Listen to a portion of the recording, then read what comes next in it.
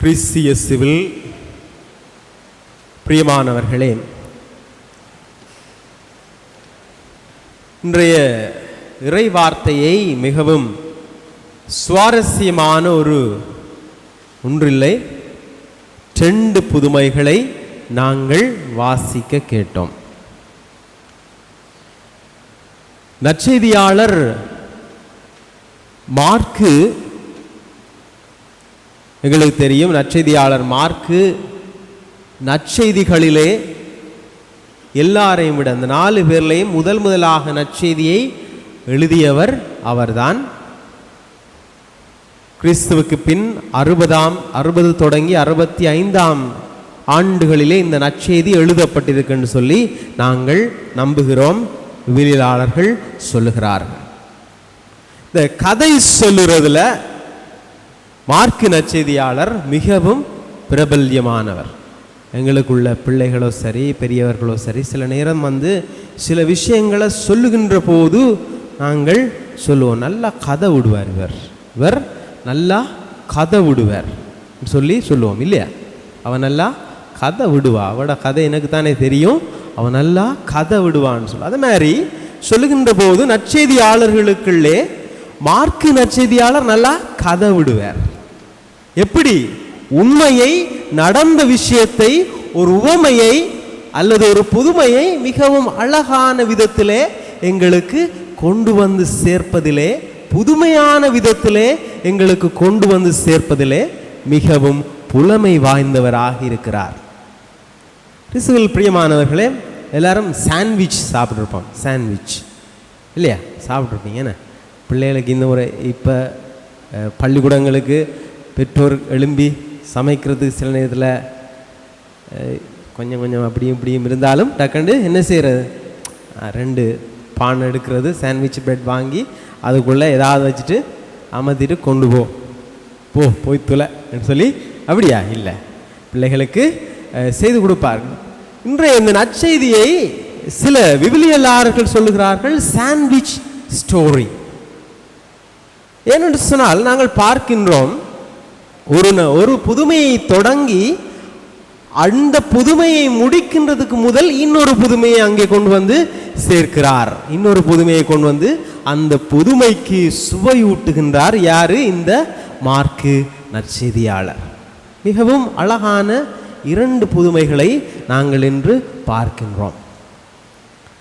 எல்லாமே டச். என்னது? டச். இன்றைக்கு எல்லாத்தையும் எடுத்தா எல்லாம் touch screen, touch phone, touch screen எல்லாம் இன்றைக்கி நாங்கள் எழும்ப தேவையில் எல்லாமே டச்சில் எல்லாம். அதே போல் இன்றைக்கு டச், தொடுகை. இந்த தொடுகை தான் 2 இடத்துலையும் நடக்குது. ஒன்று, இந்த இரத்தப்போக்கினாலே வருந்துகின்ற ஒரு பெண் இயேசுவினுடைய மேலாடையை தொடுகின்றார். நாங்கள் கேள்விப்பட்டிருக்கிறோம், குட் டச், பேட் டச். வீட்டில் சொல்லிக் கொடுப்பாங்க பெற்றோர், சின்ன பிள்ளைகளுக்கு நாங்கள் சொல்லிக் கொடுப்போம் இல்லையா? Good touch, bad touch. ஆனால் இன்றைக்கு நாங்கள் நற்செய்தியிலே பார்க்கின்றோம் ஒரு வித்தியாசமான டச். என்ன டச்? ஃபெய்த் டச், நம்பிக்கையின் தொடுகை. எல்லாரும் சொல்லுகிறார்கள், இயேசு அக்கறைக்கு சென்றுட்டு திரும்பி வாரார், நற்செய்தியை போதித்து விட்டு மக்கள் கூட்டத்தோடு கூட்டமாக அவர் செல்லுகிறார். அவருக்கு தெரியும், எல்லாருமே நெருக்கி கொண்டு என்னை பின்தொடர்ந்து வருகிறார்கள். என்னத்துக்காக வருகிறார்கள்? போவோம், இவரோட போய் பார்ப்போம் என்ன நடக்குதுன்னு சொல்லி வேடிக்கை பார்க்க ஒரு கூட்டம் அவரோடு வருகிறது. 2வது வகையான மனிதர்களை பார்க்கிறோம், சீடர்கள். அவரோடு பயணிக்கின்ற சீடர்கள் வாரார்கள். 3வது இன்னொரு வகையான மனிதரை பார்க்கிறோம், யாயிர். அவர், யாயிர் என்ற சொல்லுக்கு சொல்லுகிறார்கள் நற்செய்தியாளர்கள், பொருள் என்னன்னு சொன்னால் அவர் எழுப்புவார் என்று சொல்லப்படுகின்றது. யாயிர் ஒரு தொழுகை கூட தலைவன். எங்களுக்கு தெரியும், பாலஸ்தீன வரலாற்றிலே தொழுகை கூடங்கள் அங்கங்கே காணப்படுகிறது. அங்கங்கே தொழுகை கூடங்கள் அமைக்கிறார்கள். என்னத்துக்காக என்று சொன்னால், ஓய்வு நாளிலே வந்து ஒன்றாக கூடி செபிக்கிறதுக்கு, இரண்டாவதாக அங்கே உள்ளவர்கள் அவர்கள் மறை அறிவை பெருக்குவதற்காக இந்த தொழுகை கூடத்திற்கு வருகிறார்கள். மூன்றாவதாக பார்க்கிறார்கள், ஒரு சின்ன சின்ன பிழைகள் முரண்பாடுகள் அவர்களுக்குள்ளே இருந்தால் அது ஒரு சின்ன குட்டி நீதிமன்றம் என்று சொல்லப்படுகிறது. சின்ன நீதிமன்றங்களாக அந்த தொழுகை கூடங்களை அவர்கள் பயன்படுத்துகிறார்கள். ஆகவே அந்த தொழுகை கூடத்திற்கு தலைவராக இருக்கின்ற இந்த யாயிரும் அவருடைய வீட்டாரும் போகிறார்கள். பிரியமானவர்களே, இந்த நேரத்திலே இன்னொருவரும் போகிறார். யாரு? இந்த இரத்தப்போக்கினாலே வருந்துகின்ற ஒரு பெண். ஒரு நற்செய்தியை நாங்கள் வாசிச்சுட்டு அந்த இரத்தப்போக்கினாலே வருந்துகின்றவருடைய அந்த பெண்ணுடைய நிலைமையை நினைத்து பார்க்கின்ற போது எப்படி இவர் இந்த சீனிலே இந்த சம்பவத்திலே வர முடியும் என்ற ஒரு கேள்வி இயல்பாகவே வரும். ஏனென்று சொன்னால், ஒரு இரத்தப்போக்குடைய ஒரு பெண் தீட்டுப்பட்டவர், அவர் சமுதாயத்திலே ஒதுக்கப்பட்டவர், மக்களுக்குள்ளே நடமாட முடியாதவர். ஆகவே இப்படியான ஒரு பெண் இன்று இயேசுவை தொடுகிறார். எண்ணிக்கை நூலிலே சொல்லப்படுகிறது, ஒரு தீட்டுப்பட்ட ஒருவர் சாதாரண ஒருவரை தொட்டாலோ அல்லது சாதாரண ஒருவர் சமூகத்தில் இருக்கிற ஒருவர் தீட்டுப்பட்ட ஒருவரை தொட்டாலோ அவர் தள்ளி வைக்கப்பட வேண்டியவர். எங்க?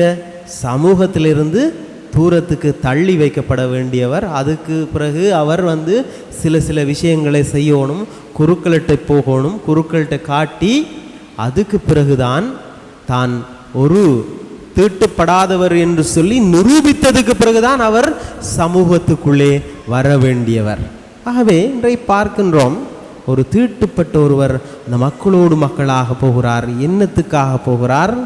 நான் அவரை தொட வேண்டும். மிகவும் ஒரு சுவாரஸ்யமான ஒரு விஷயம். இவ்வளவு பேரும் போறாங்க, இயேசுவோடு போறார்கள், இயேசுவை நெருக்கி கொண்டு போறார்கள்.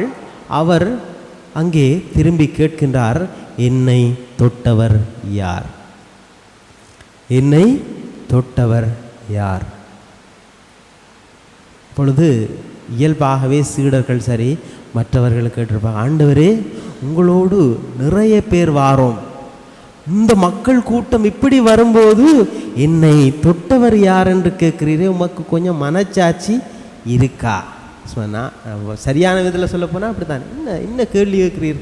முக்குத்தனமான கேள்வி ஒன்று கேட்கிறீர், உமக்கு காமன் சென்ஸ் இருக்கான்னு சொல்லி கேட்போம் இல்லையா? ஆனால் ஆண்டவர் திரும்பி பார்க்கிறார். பார்த்து அந்த பெண் வெளியிலே வர மட்டும் அவரை பார்க்கின்றார். ஏனென்று சொன்னால் அவர் சொன்னார், நீங்கள் எல்லாரும் என்னை நெருக்கி கொண்டு வந்திருக்கிறீர்கள், ஆனால் விசுவாசத்தினாலே ஒருவர் என்னை தொட்டிருக்கின்றார். விசுவாசத்தினாலே என்னை ஒருவர் தொட்டிருக்கின்றார். ஏன்? என்னிடமிருந்து சக்தி வெளியேறுகின்றது. கிறிஸ்துவில் பிரியமானவர்களே, இந்த ஆனி மாதம் புனித யார் மாதம்? இந்த புனித அந்தோனியார். புனித அந்தோனியார், சரியா? புனித அந்தோனியார். அப்போ நிறைய பேர்ட்ட ப்ரொஃபைலை பார்த்தா அன்றைக்கு அந்தோனியார படம், இந்த மாதம் ஃபுல்லாக அந்தோனியார படம் தான் இருக்கும் இல்லையா?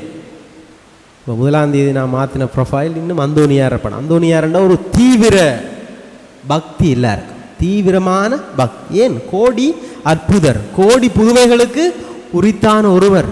அப்படி என்று இருக்கின்ற போது அந்தோனியார் 2 புத்தகங்களை எழுதுகிறார். ஒன்று ஞாயிறு மறை உரைகள், இரண்டாவது வார நாட்களுக்குரிய மறை உரைகள். அந்த 2 புத்தகங்களை வாசித்து அந்தோனியாருடைய அந்த பிரான்சிஸ்கன் சபையில் உள்ள அந்த குருக்கள், அந்த துறவிகள் சொல்லுகிறார்கள், அந்தோனியார் இந்த புத்தகத்தில் 2 விஷயத்தை சொல்கிறார். என்ன விஷயம் என்று சொன்னால், பழைய ஏற்பாட்டிலும் புதிய ஏற்பாட்டிலும் விசுவாசம் எப்படி இருக்கிறதுன்னு சொல்லி சொல்லுகிறார். பழைய ஏற்பாட்டிலே கடவுள் புதுமைகளை செய்தார், கடவுள் அரும் பெரும் செயல்களை செய்தார். ஏன் என்று சொன்னால் மக்கள் நம்ப வேண்டும் என்று சொல்லி, மக்கள் நம்ப வேண்டும் என்று சொல்லி செய்கின்றார்.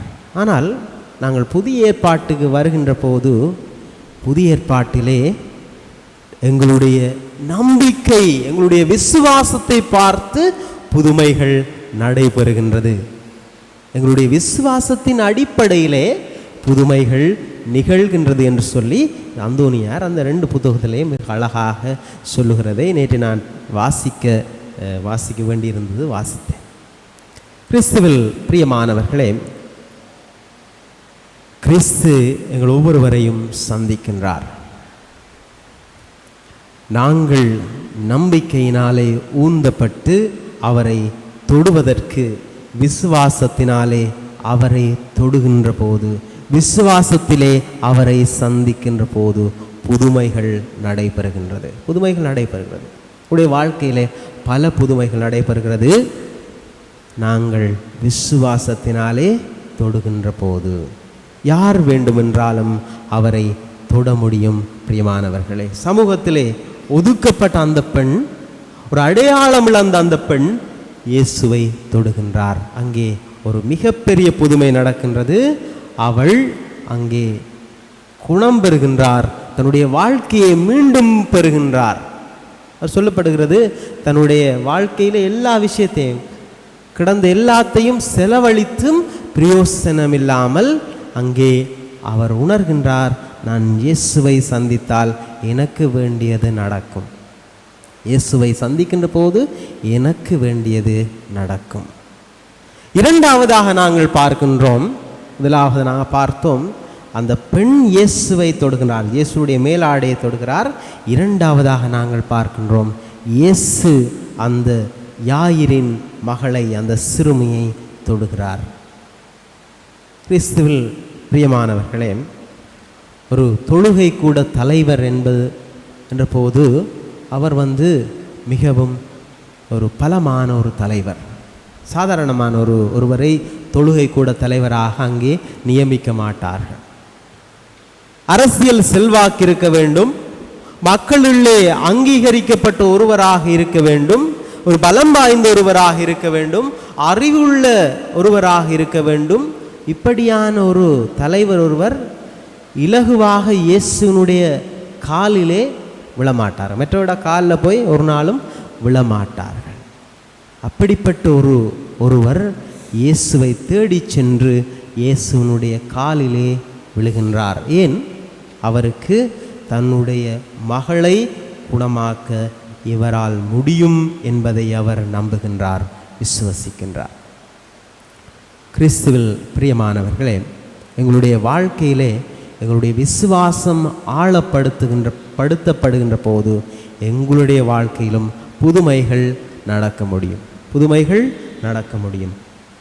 இயேசு அந்த குழந்தையை சென்று தொடுகிறார், அங்கே அவர் உயிர் பெறுகின்றார். பலரும் சொல்லுகிறார்கள், ஏன் போதகரை தொந்தரவு செய்கிறீர், போம் என்று சொல்லி அவரை நிப்பாட்டுகிறார். ஆனால் அவர் நம்பிக்கையை மாத்திரம் இழந்து விடாமல் பயணிக்கின்றார். கிறிஸ்துவில் பிரியமானவர்களே, எங்களுடைய வாழ்க்கையிலே நாங்கள் நம்பிக்கையை இழந்து விடாமல் பயணிப்பதற்கு இன்றைய இறை வார்த்தைகள் எங்களை அழைத்து செல்லுகின்றது. ஆகவே இந்த திருப்பலியிலே எங்களுடைய நம்பிக்கையை ஆழப்படுத்துவோம். ஆண்டவரே, எங்களுடைய வாழ்க்கையிலே நாங்கள் பல நேரங்களிலே உம்மை சந்திக்கின்றோம், ஆனால் எங்களுடைய விசுவாசத்திலே நான் உம்மை தொடுகின்றேனா? என்னுடைய நம்பிக்கையோடு நான் பயணிக்கின்றேனா? என்னுடைய நம்பிக்கை எவ்வளவு விதமாக இருக்கின்றது என்று சொல்லி நாங்கள் எங்கள் ஒவ்வொருவரையும் கேட்டு பார்த்து இந்த திருப்பலியிலே என்னுடைய நம்பிக்கையை ஆழப்படுத்த ஆண்டவரை பார்த்து மன்றாடுவோம். ஆமென்.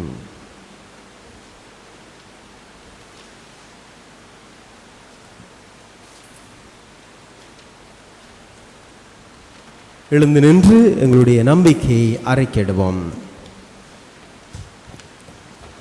ஒரே கடவுளை நம்புகின்றேன், விண்ணகமும் மண்ணகமும் காண்பவை காணாதவை யாவும் படைத்த எல்லாம் வல்ல